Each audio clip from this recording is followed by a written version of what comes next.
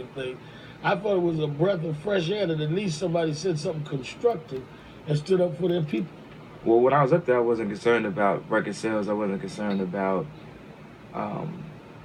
sponsorships, about losing any sponsorships, which, I mean, we did. But I was more concerned about, you know, if I was in these people's shoes. Can't even remember what was what anymore. There was a hotel right there. People who follow hurricanes know that the primary amount of damage from a hurricane is from the northeast quadrant.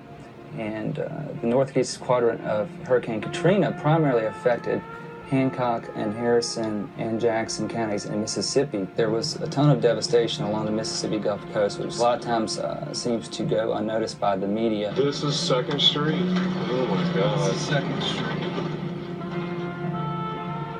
Jay had been helping me move stuff out of my destroyed house, and I had actually borrowed a rental van. So we were shooting some video, and we got to the train tracks, which are literally about 150 feet north of my house, and the MPs stop us. So they tell me, no one can cross here, quote unquote. That was their exact words. You have to turn around. They told me I had to go this alternate route, like 15 minutes out of the way. 4 miles out of the way. And then come back to my house.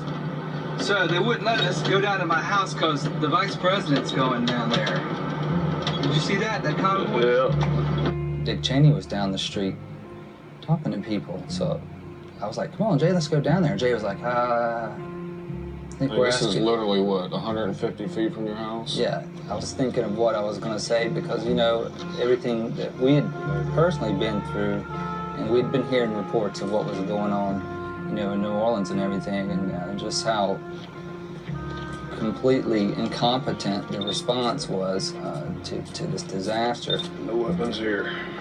I remembered what he had said to Senator Leahy from Vermont on the floor of the Senate when he had told him to go fuck himself. So I thought it would be poetic justice if I quoted the dick to the dick. Go fuck yourself, Mr. Cheney. Figure out what to do with.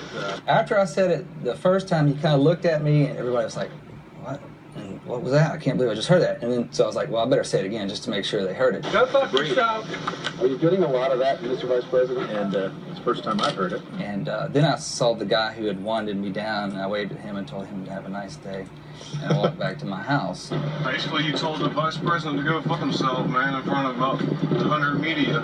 He says it to people in Congress, and then he wants to come down here, make a photo op for himself to try to make himself look cool or whatever. This is how we feel. Look at this. House after house. Nothing. Decimation. Where was FEMA? 3 days after the storm, when everybody was dying in New Orleans.